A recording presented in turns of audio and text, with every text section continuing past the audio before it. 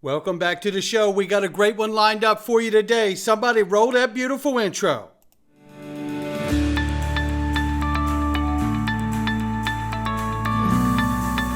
Digital Perspectives with Brad Kimes. Come on in.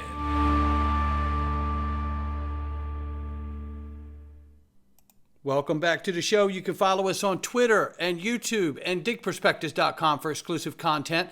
Right now, $2.42 trillion market cap for crypto. The market is up 1.4%. 61,700 plus for Bitcoin, 3,400 plus for Ethereum, 112 billion plus market cap for Tether. USDC is at 32.8. XRP is 47 cents, off by 0.2 in the 24 and off by 4.9 on the 7-day. The whole market is really hurting today pretty much, essentially where we're at. Now, we will get into the range of price very quickly between 47 and 48 cents. I did buy that dip like a boss this morning.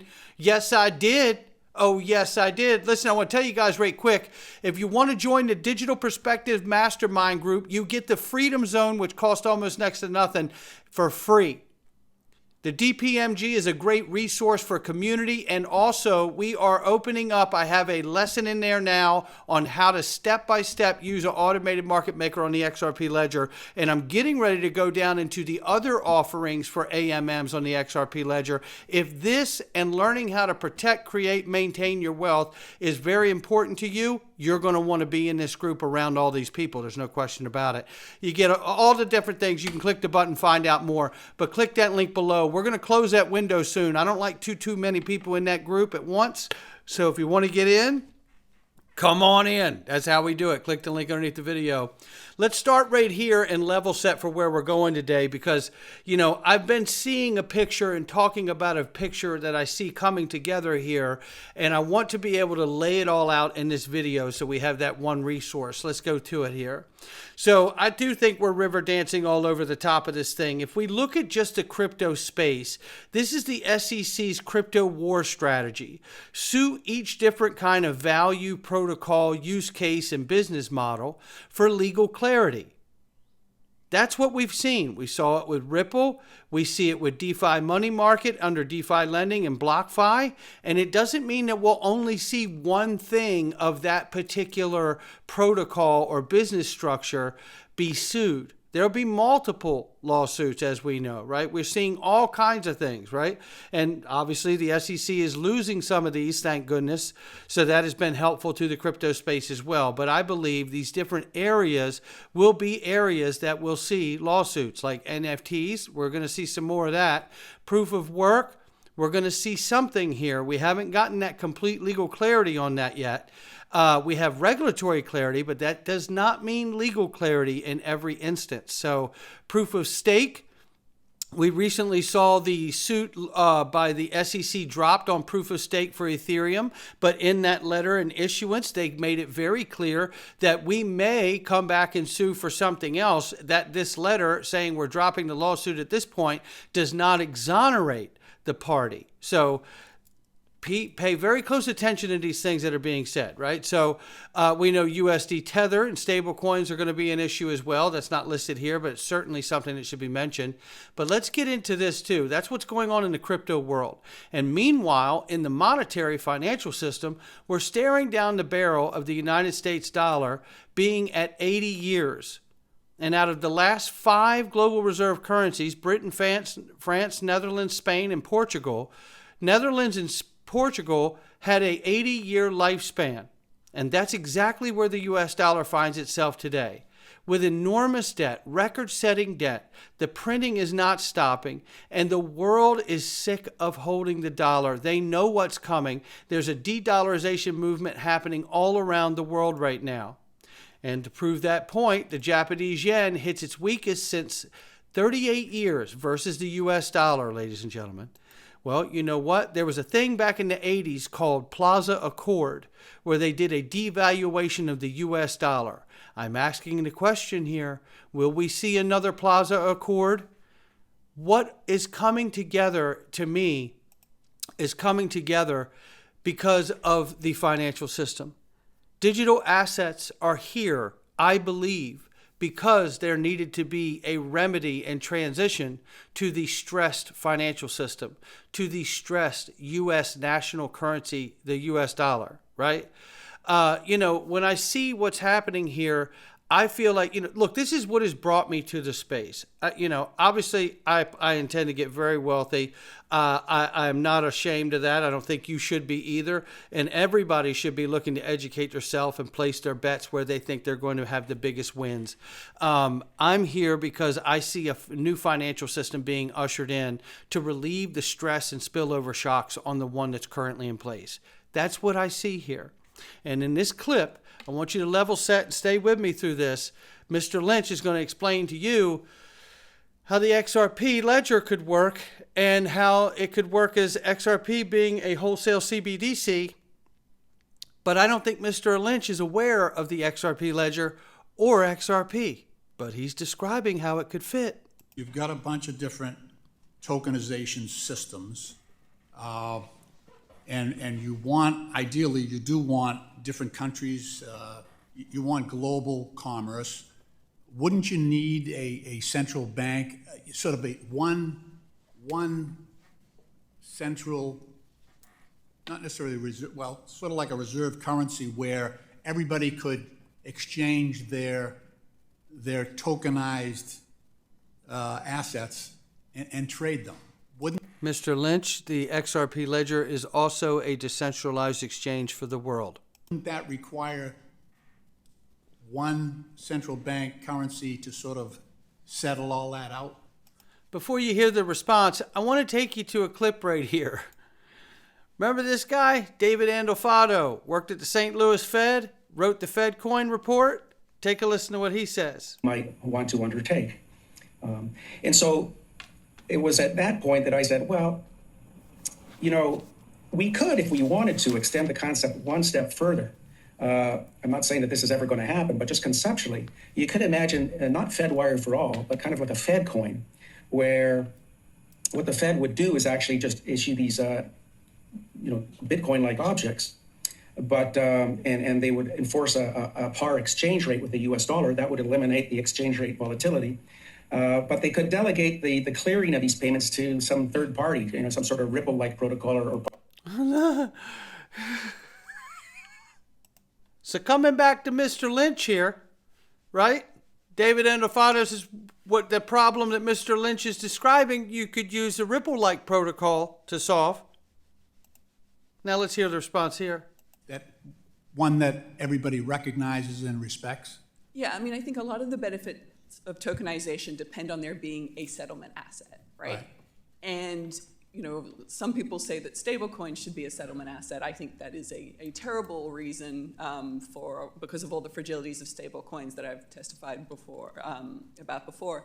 So I really think that the settlement asset has to be some kind of central bank money, ultimately. All right. And if you want that on the ledger, it's probably going to have to take the form of some kind of central bank digital currency. Now, this doesn't have to be a retail product, and I want to emphasize that because I'm not sure where I sit on retail central bank digital currencies, but a wholesale, the plumbing, central bank digital currencies, something like that would be needed as a settlement. But obviously, if the Federal Reserve Bank is not allowed to operate in that space, it's going to be a central bank, some other central bank. It won't be ours. It'll be, EU or China or some other central bank that'll be the settlement, the central bank currency of choice. Yeah, I'm not sure how it works without the U.S. Fed being able to issue us. The gentleman's time's expired. I recognize the vice. And there you have it right there. So you get the point. They're all dancing around it here. That's where they're dancing around it. But I just gave you what the answer is right here from David Andolfado from the Fed. And here is the Fedcoin report right here, and that he worked on with JP Koenig. And this is an alternative way. This is really it right here. This is what he says. This is exactly what he says here. Alternative way to create Fedcoin would be to pre-allocate the entire supply of tokens, say 100 trillion Fedcoin. This block would immediately be awarded to the central bank to be held in reserves until they are required. Ripple set the precedent for 100% pre-allocation. At its inception, The entire 100 billion supply of XRP, Ripple's native token, was created outright, much of it retained by Ripple Labs, while the rest was auctioned off or given away. As for a reduction in the supply, the central bank can store surplus crypto coins in its vaults, as much as it does with deposited banknotes that are still fit for a second go-around. Pre-allocating simplifies security requirements, as no one has the ability to issue Fed coins. However, it is exceedingly difficult to change supply later if demand is underestimated.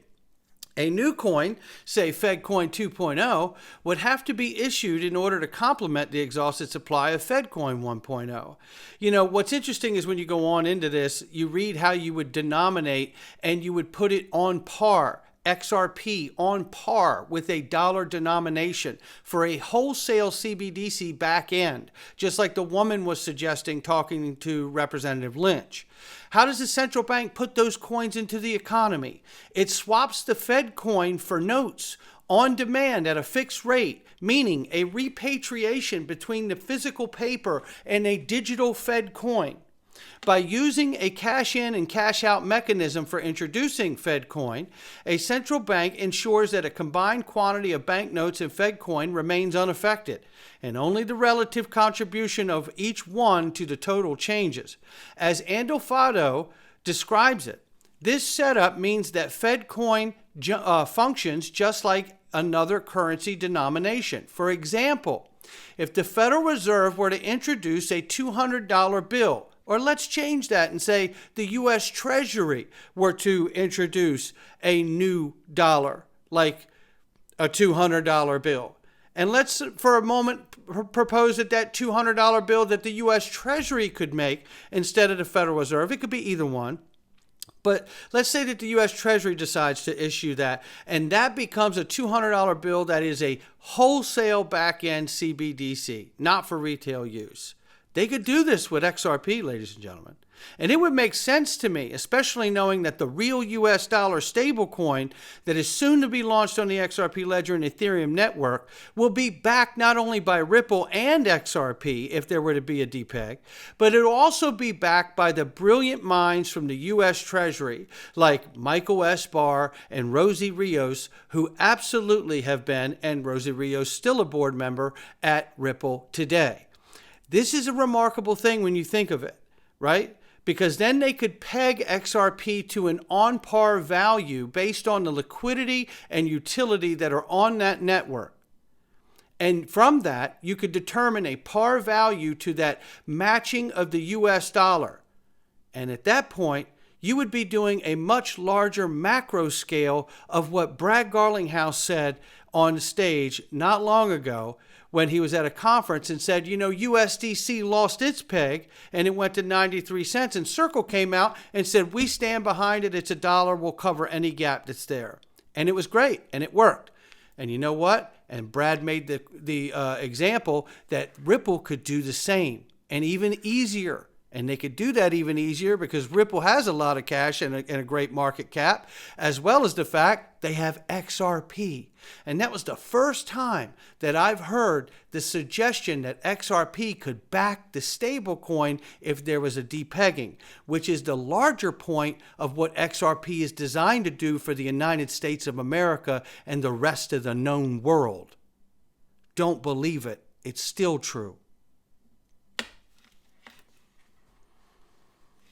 That's where I'm at on this day, ladies and gentlemen.